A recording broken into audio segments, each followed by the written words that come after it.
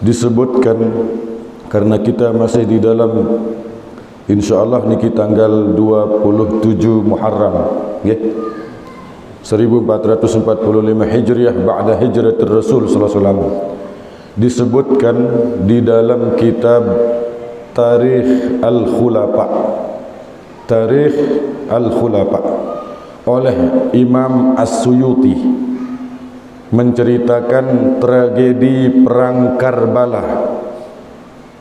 Sayyidi Syuhada, orang yang syuhada, pimpinan orang yang syuhada, yaitu Imam Husain bin Ali bin Abi Thalib. Diceritakan dalam kitab tersebut, perang Karbala ini terjadi pada tanggal 10 Muharram, 10 Muharram tahun 61 Hijriah ba'da hijratir Rasul sallallahu alaihi wasallam. Ketika itu Imam Husain bin Ali bin Abi Thalib ingin dibunuh oleh Yazid bin Muawiyah.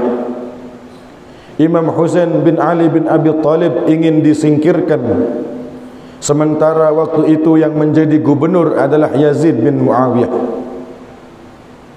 Kenapa Imam Husain ingin disingkirkan? Karena Imam Husain adalah simbol pembeda antara yang hak dan yang batil. Imam Husain bukan orang yang gila jabatan, bukan yang menginginkan pemerintahan itu. Jadi di kronologi sedikit dicermati, peperangan Karbala bukan dua belah pihak, tapi satu pihak.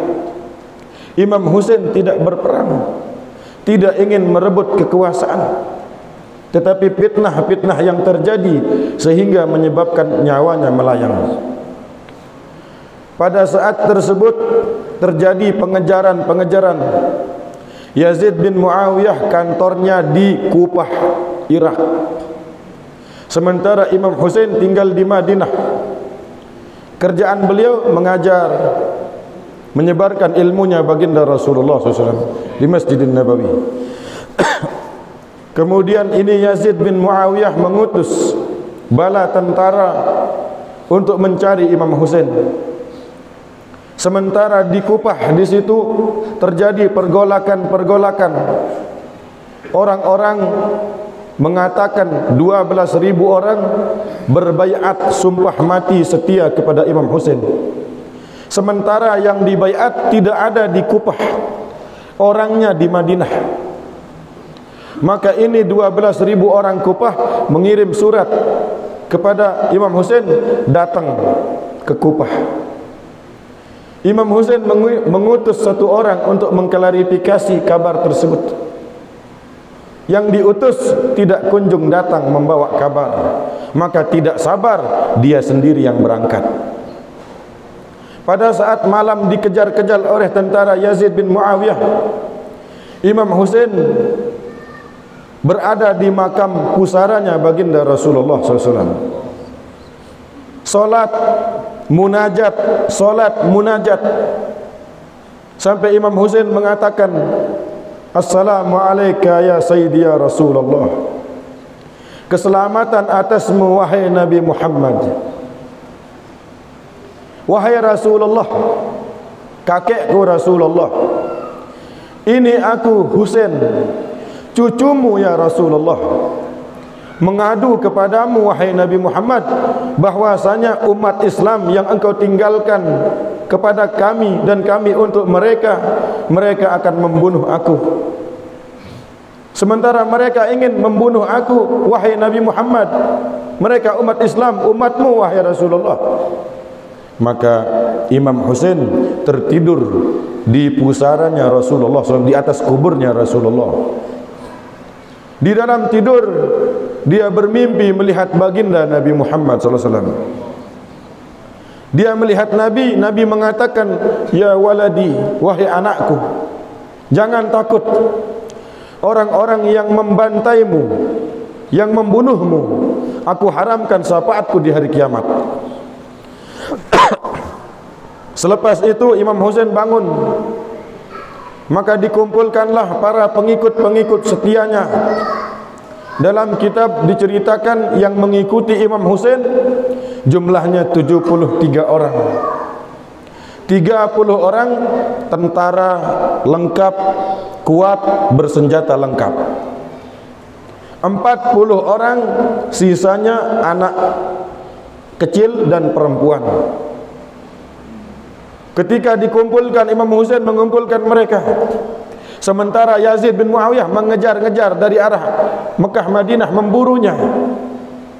Maka Imam Husain mengatakan, wahai pengikutku, pulanglah kalian kepada keluarga kalian, berkumpullah kepada sanak saudaramu, karena sesungguhnya mereka hanya menginginkan nyawaku, bukan nyawa kalian. Dan kesetiaan kalian sudah teruji. Kalian orang-orang yang setia membelaku dan membela agama Allah. Maka pulanglah kamu. Maka salah seorang di antara mereka mengatakan kepada Imam Husain, wahai Imam Husain, sekiranya kami pulang ke rumah kami, kami tidur, kami makan bersama keluarga kami, sementara mereka orang-orang yang akan memerangimu, membantaimu, membunuhmu, lalu apa yang akan kami katakan kepada datukmu Nabi Muhammad? Apa yang akan kami katakan kepada ayahandamu Imam Ali? Apa yang akan kami katakan kepada ibundamu Siti Fatimah? Sekiranya mereka membantaimu, lalu kami tidur tenang bersama keluarga kami. Maka Imam Husain mengatakan, silahkan.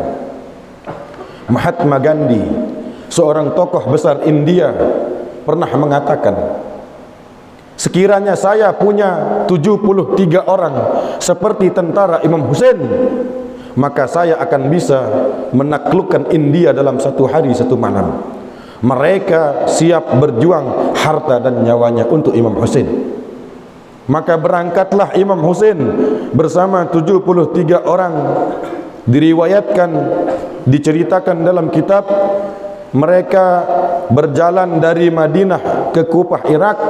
Dimulai perjalanannya tanggal 3 Sya'ban. 3 Sya'ban. Sya'ban, Ramadan, Syawal, Zulqa'dah, Zulhijjah, Muharram. 5 bulan di perjalanan, jalan kaki. Ke Kufah bukan untuk perang. Ke Kufah bukan untuk mengambil jabatan, tetapi untuk mengklarifikasi apa benar ini terjadi fitnah. Sampai jalan di tengah jalan dan sampai pada satu tempat yang disebut dengan nama Karbala. Imam Husain bertanya, apa nama tempat ini? Pengikutnya mengatakan, ini tempat namanya Karbala. Masya Allah, dari 2 kata, karbun dan balak. Karb, kesulitan, balak, musibah. Ini tempat tidak baik. Maka pada saat tersebut diceritakan sampai di Padang Karbala, Imam Husain ditunggu oleh 30.000 orang. Fitnah dari orang Kufah, Imam Husain ingin menyerbu Yazid bin Muawiyah. Maka diutus Panglima Ubaidillah bin Ziyad. Diutuslah Umar bin Sa'ad bin Abi Waqqas. Ini anaknya sahabat Nabi Muhammad. Awalnya tidak mau memerangi Imam Husain, tapi diancam, kalau kamu tidak mau membunuh Imam Husain, saya bunuh keluargamu, saya hancurkan rumahmu. Akhirnya Umar bin Sa'ad bin Abi Waqqas dalam barisan musuh. Juga Sinan bin Anas dan Rubaikh, serta orang yang paling jahat Syamar ibnu Zil Jausan menghadang mereka. Maka pada saat dihadang, diceritakan ini perang terjadi nisfun nahar, siang hari setelah solat zuhur. Ketika sudah sampai di Padang Karbala dan mereka belum makan dan minum selama 3 hari 3 malam, karena air sungai Efrat diblokade. Sampai di sana, maka salah seorang pengikut Imam Husain mengatakan kepada Imam Husain, wahai Imam Husain, ayo kita solat. Boleh jadi ini solat terakhir kita, dan selepas ini kita akan bersama Nabi Muhammad SAW. Maka Imam Husain mengatakan, wahai pengikutku, kalian tahu kita sudah ditunggu oleh Nabi Muhammad di surganya Allah, karena baru saja aku bermimpi ditunggu oleh kakekku Nabi Muhammad, ayahku Imam Ali, dan ibuku Siti Fatimah. Maka solatlah Imam Husain di tengah kecamuk perang. Solat dengan khusyuknya, bacaannya, rukuknya, sujudnya. Ulama berkata, mereka lah yang disebut di dalam Al-Quran, qad aflahal mu'minun, beruntunglah orang-orang yang beriman, alladzina hum fi salatihim khashi'un, yang di dalam salatnya mereka khusyuk, walladzina hum 'anil laghwi mu'ridun, walladzina hum lizakati fa'ilun, mereka adalah orang-orang yang menunaikan zakat, tidak lalai dengan zakat. Walladzina hum li furujihim hafizun, mereka adalah orang-orang yang menjaga kemaluannya. Illa ma malakat aymanuhum, kecuali kepada orang-orang yang berhak atas diri mereka, yaitu istri-istri mereka. Dan merekalah yang dikatakan yarisunal arda lilladzina yarisunal firdaus, merekalah orang-orang yang mewarisi surganya firdaus Allah. Ketika selesai solat, satu persatu tentara Imam Husain dibantai, dipenggal kepalanya. Apa mungkin menang 30.000 orang melawan 73? Sementara mereka tentara kuat, berkuda, senjatanya lengkap, dipenggal satu persatu.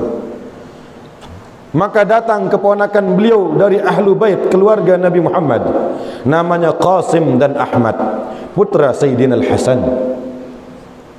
Mengatakan Ahmad, wahai paman, izinkan saya berperang membelamu. Maka Ahmad maju berperang, terbunuh 18 orang musuh. Dia balik kepada pamannya, lidahnya terjulur. Dia bilang, paman, tidak kuat. Kenapa? 3 hari belum minum. Dia maju perang, ditebas kepalanya, meninggallah Ahmad. Datang saudaranya bernama Qasim. Qasim mengatakan, wahai paman, izinkan saya menggantikan saudara saya membelamu. Maka Qasim datang berperang, dia terbunuh, kepalanya dipenggal. Pada saat yang sama, dari golongan musuh yang bernama Hurrah, Hurrah ini mendatangi Imam Husain, wahai Imam Husain, saya adalah orang yang mengirimi surat kepadamu, dan saya merasa bersalah mengundangmu ke tempat ini dan nyawamu menjadi taruhannya.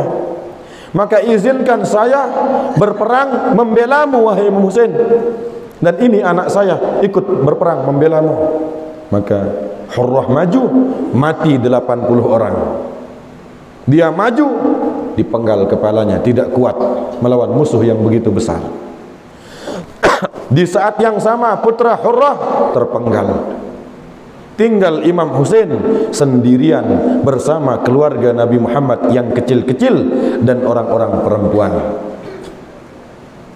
Maka pada saat tersebut datanglah saudara tiri Imam Husain yang bernama Abbas. Abbas saudara tiri Imam Husain.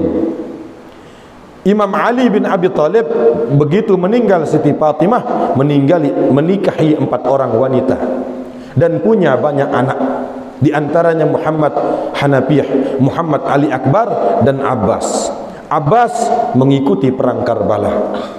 Dia menghadap kepada Imam Husain mengatakan, wahai Imam Husain, izinkan saya mengambil air untuk orang-orang perempuan dan anak-anak kecil. Kata Imam Husain, silahkan. Dia ambil air, begitu dekat sungai Efrat, musuh sudah menunggu di sana. Maka dia ambil air, musuh menebas kedua lengannya Abbas, dipotong. Dia gigit itu air, berjuang naik ke atas kuda mengejar kepada Imam Husain. Akan tetapi tidak mampu, terjatuh dan sakaratul maut. Sampai mendekati Imam Husain, dia bilang, "Wahai Imam Husain, maafkan saya." Kata Imam Husain, "Wahai Abbas, berhenti panggil aku imam, panggil aku kakak." Karena Imam Ali bin Abi Thalib mengajar anak-anak yang lain, kalau memanggil Hasan dan Husain, jangan panggil namanya langsung, panggil imam, Imam Hasan, Imam Husain.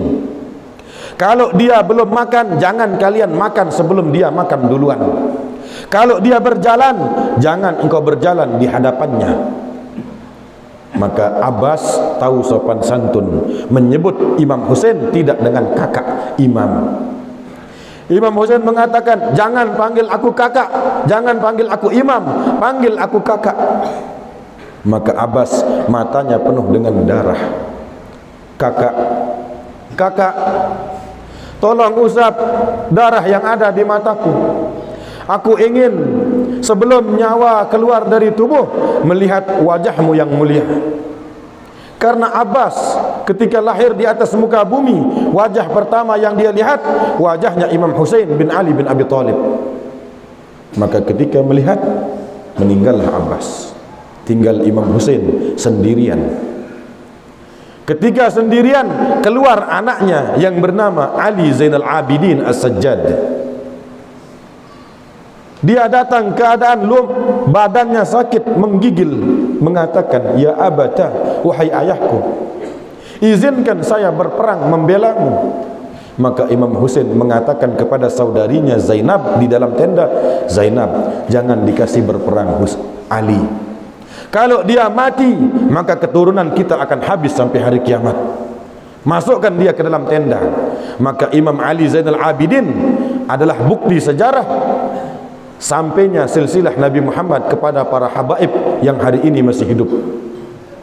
Habaib itu masih ada, keturunan Nabi dari jalur Imam Ali Zainal Abidin As-Sajjad yang masih hidup ketika perang Karbala.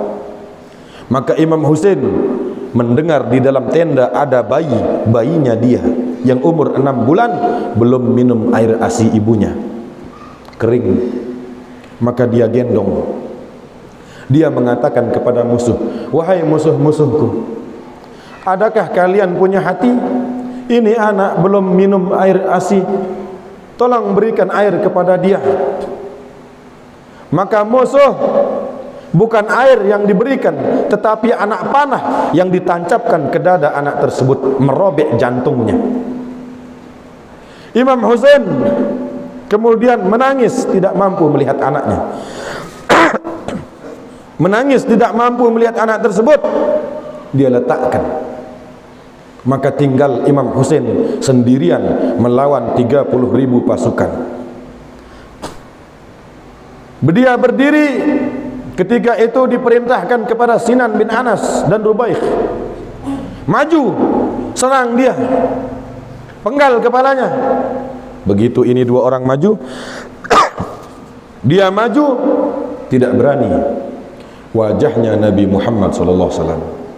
Ini cucunya Rasulullah, apa mungkin kita bunuh? Mundur. Maka ini Ubaidillah bin Ziyad membagi pasukan menjadi 3 blokade. 1 blokade anak panah, 1 blokade batu dan api, 1 blokade dengan pedang dan tombak. Maka ditancapkan itu tombak dan pedang serta anak panah menembus dadanya Imam Husain. Dada Imam Husain dan sekujur tubuhnya penuh dengan anak panah. Diceritakan dalam kitab Bidayah wan Nihayah oleh Imam Ibnu Katsir, punggung Imam Husain seperti punggungnya landak, saking banyaknya anak panah. Ketika dia sudah berdiri tegak masih kuat, maka musuh menancap betisnya dari belakang, menusuk, tidak juga jatuh. Maka dari belakang ditancapkan lagi, tidak juga jatuh. Maka musuh dari arah depan menusuk selangkangan Imam Husain di kemaluannya. Dia teriak kesakitan dan terjatuh. Pada saat terjatuh, haus, tidak kuat. Maka Imam Husain merangkak untuk mengambil air. Begitu air diambil, dibuka mulut, musuh memanah di tenggorokan Imam Husain. Dipanah dan tidak bisa minum. Akhirnya jasad yang mulia tidak bisa bangkit, pingsan. Maka dia terbaring. Maka Ubaidillah bin Ziyad mengatakan, Sinan bin Anas, Rubaikh, maju, penggal kepalanya untuk kedua kalinya. Maka dia mendekati, tidak berani dia dekati.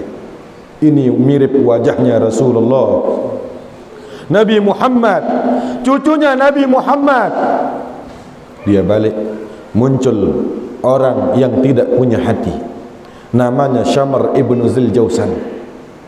Dia datang, Ubaidillah bin Ziyad, biarkan saya yang akan memenggal lehernya Imam Husain. Biar saya saja. Dia mendekati jenazah yang mulia, sementara jenazah yang mulia dalam keadaan pingsan, belum mati. Dia duduk di atas dadanya Imam Husain yang terkapar. Badannya penuh dengan darah. Dan jubah yang dia pakai, jubahnya Nabi Muhammad. Pedang yang dia bawa, pedang Zulpakar, yang Nabi sabdakan dalam hadis, La sayfa illa Zulpakar, wala fata illa Ali. Tidak ada pedang yang tangguh kecuali pedang Zulpakar. Dan tidak ada pemuda yang hebat kecuali Imam Ali karramallahu wajhah. Syamr ibn Ziljausan duduk di atas dadanya Imam Husain. Orang pingsan, mukanya penuh dengan darah. Imam Husain mengusap matanya sambil pingsan, mengatakan, Man anta? Siapa kamu? Syamr ibn Ziljausan. Imam Husain balik tanya, apakah kamu tahu aku siapa? Kamu kenal aku siapa? Maka Syamr mengatakan, aku tahu kamu Husain, cucunya Nabi Muhammad. Aku tahu kamu Husain, anaknya Ali dan Fatimah. Tapi aku tidak peduli karena sudah dibayar oleh Yazid bin Muawiyah. Aku akan memenggal lehermu. Maka ini Syamr ibn Ziljausan mengambil belatinya. Orang masih hidup, dia iris leher depannya Imam Husain, mengiris. Dalam riwayat itu leher tidak mau putus, tidak mau terputus. Kenapa? Kata ulama, di situ ada bekas bibirnya Nabi Muhammad sallallahu alaihi wasallam. Waktu kecil Imam Husain selalu dicium bibirnya, lehernya. Imam Hasan dicium mulutnya. Husain kecil mengadu kepada ibundanya, wahai ibu, kakek lebih sayang kepada Hasan daripada aku. Kenapa kamu bilang begitu? Sebab Hasan selalu dicium bibirnya, aku selalu dicium lehernya. Maka Siti Fatimah mendatangi Nabi Muhammad, ya Rasulullah, ini cucumu cemburu. Kenapa engkau selalu mencium bibirnya Hasan dan Husain cium lehernya? Nabi Muhammad menangis, air matanya keluar. Nabi mengatakan, ya Fatimah, ini Hasan mati diracun dan isi perutnya, ususnya akan keluar dari mulutnya. Maka aku cium bibirnya. Husain dipenggal kepalanya, mati oleh orang-orang yang merebutkan kekuasaan. Maka kepala mulia Imam Husain tidak bisa putus. Maka dibalikkan kepalanya begini dari arah belakang, baru diiris. Barulah kepala yang mulia terpotong. Begitu dipotong, Imam Jalaluddin As-Suyuti mengatakan, langit menjadi merah darah 6 bulan. Ketika terpotong kepalanya diangkat. Dalam kitab diceritakan oleh Imam As-Suyuti, bangsa jin menangis semuanya. Menangis bangsa jin. Di saat yang sama, Ummu Salamah, istri Rasulullah yang masih hidup, mimpi melihat Nabi Muhammad. Dia mengatakan, menangis sambil memeluk kedua kakinya. Masuk pembantunya, Salmah. Salmah bertanya, "Ma yubkiki?" Apa yang menyebabkan engkau menangis, wahai Ummu Salamah? Ummu Salamah mengatakan, "Ra'aitu Rasulullah SAW, aku melihat Nabi Muhammad di dalam mimpi. Dan aku bertanya, malaka ya Rasulullah? Ada apa ya Rasulullah? Wa ala ra'sihi wa lihyatihi turab." Rambutnya dan jenggotnya kotor dengan penuh dengan debu dan tanah. Aku bertanya, malaka ya Rasulullah? Kenapa engkau kotor ya Rasulullah? Rasulullah mengatakan, syahidtu qatl al-Husain anifa. Baru saja aku menyaksikan pembantian Imam Husain. Di saat yang sama, Sayyidina Abdullah bin Umar bermimpi melihat Nabi Muhammad SAW. Nabi membawa botol berisi darah. Abdullah bin Umar bertanya, "Ma hadha ya Rasulullah?" Apa ini wahai Nabi Muhammad? Nabi mengatakan, "Hadza dammu Husain wa ashabi lam azal altaqit mundzul yawm." Ini adalah kumpulan darah Imam Husain dan para pengikutnya. Maka mulai hari ini mereka tidak akan mendapat syafaatku. Imam As-Suyuti menyebut syairnya jin. Jin membaca syair. Jin-jin itu menangis dan membaca syair, mengatakan bangsa jin, masaha rasulu jabinahu. Rasulullah sudah mengusap jidatnya. Lahu bariqun fil khududi. Pipinya yang diusap oleh Nabi Muhammad mengeluarkan cahaya. Abawahu min a'la Quraisyin. Ayahnya Imam Ali bin Abi Thalib dari bangsawan Quraisy. Wajadduhu khairul jududi, dan kakeknya kakek terbaik di alam semesta ini, baginda Nabi Muhammad SAW. Di saat yang sama bangsa jin juga menangis, menyebutkan syarrul wufudi, sejahat-jahatnya utusan, alladzina qatalu al-Husaina, yang sudah membantai Imam Husain. Sakanu bihi khuludan nari, mereka kekal di dalam neraka jahanam. Sebelum kejadian ini, beberapa orang sahabat Nabi Muhammad pergi ke Romawi. Masuk ke dalam gereja, dia melihat tembok gereja bertuliskan tinta darah. Tinta darah bertuliskan, "Fala tarju ummatan." Percuma qatlat al-Husaina syafa'ata jadihi yaumal hisab. Percuma mengharapkan syafaat di hari kiamat, syafaat kakeknya, orang-orang yang sudah membunuh Imam Husain. Mustahil mereka mendapat syafaat Nabi Muhammad, orang-orang yang sudah membantai Imam Husain. Sahabat-sahabat bertanya kepada pendeta, "Wahai pendeta, ini tulisan kapan ada?" Pendeta mengatakan, salah satu mi'atin qabla bi'sah, 300 tahun sebelum nabimu diutus, ini tulisan sudah ada.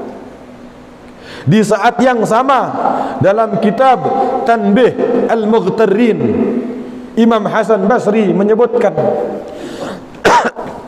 Imam Hasan Basri mengatakan, wallahi, kalau saya masuk surga dan saya terlibat di dalam pembunuhan Imam Husain, demi Allah, saya lebih baik memilih masuk neraka jahanam.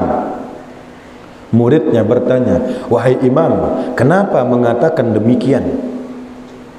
Imam Hasan Basri mengatakan, kalau saya masuk surga dan saya terlibat di dalam pembunuhan Imam Husain, kemudian di dalam surga saya akan jumpa dengan Nabi Muhammad. Sementara Nabi Muhammad pasti memandang saya dengan pandangan marah, tentu saya akan malu dan merasa hina karena Nabi memandang dengan pandangan marah. Saya tidak nyaman di dalam surga, lebih baik saya masuk neraka jahanam. Maka di saat yang sama, kata Imam As-Suyuti, fitnah-fitnah ini terjadi. Kenapa?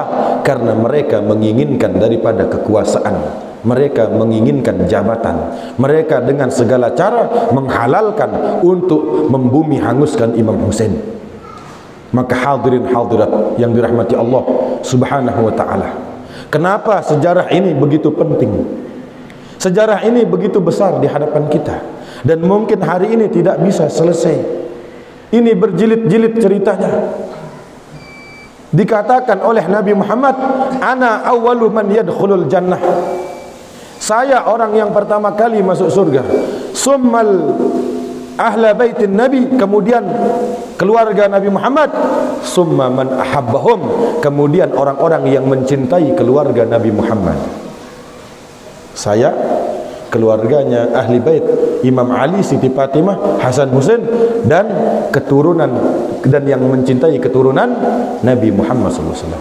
Maaf, kalau ibadah solat kita, ada yang percaya solatnya diterima atau sudah yakin? Belum. Sementara solat kita kurang khusyuk, kurang baik, sedekah sedikit, puasa sedikit, solat malam sedikit, tapi ada satu amalan yang dibuka lebar, yaitu mencintai keluarga Nabi Muhammad SAW. Cinta tidak perlu biaya, cinta tidak perlu sesuatu hal yang berat. Cinta dari dalam hati kita, tumbuhkan cinta kepada Nabi Muhammad dan keluarga Nabi Muhammad. Untung kita sendiri, bukan orang. Ada kita rugi, ada kita ini, tidak ada. Cinta tidak perlu biaya. Maka kalau kita mencintai keluarga Nabi Muhammad SAW, insya Allah kita termasuk orang-orang yang dijamin masuk ke dalam surganya Allah SWT. Terakhir kita tutup dengan hadis yang diriwayatkan oleh Imam Hakim dalam kitab Mustadrak ala Sahihain.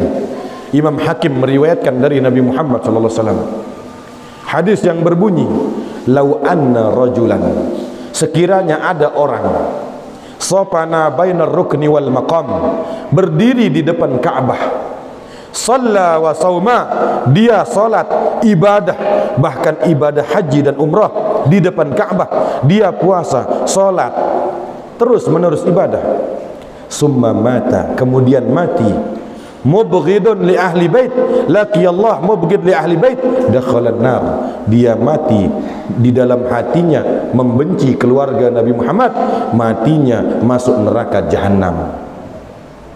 Salat, puasa, ngaji, tetapi di dalam hatinya membenci keluarga Nabi Muhammad, matinya masuk neraka jahanam. Di dalam kitab Mustadrak riwayat Imam Hakim, hadis sahih dari Nabi Muhammad SAW. Maka kita semua yang menjadi umat Nabi Muhammad, yang mempunyai kelebihan, yaitu menjadi dipilihnya kita menjadi umat Nabi Muhammad, gunakan kesempatan untuk mencintai Nabi Muhammad. Maka di dalam bulan Muharram ini para ulama-ulama, bahkan kita semua di acara-acara haji berzanji selalu dibaca Maulid Diba, Simtud Durar, perayaan Maulid Nabi Muhammad selalu dibaca. Kenapa? Himmah, menghidupkan hati kita yang sudah mati.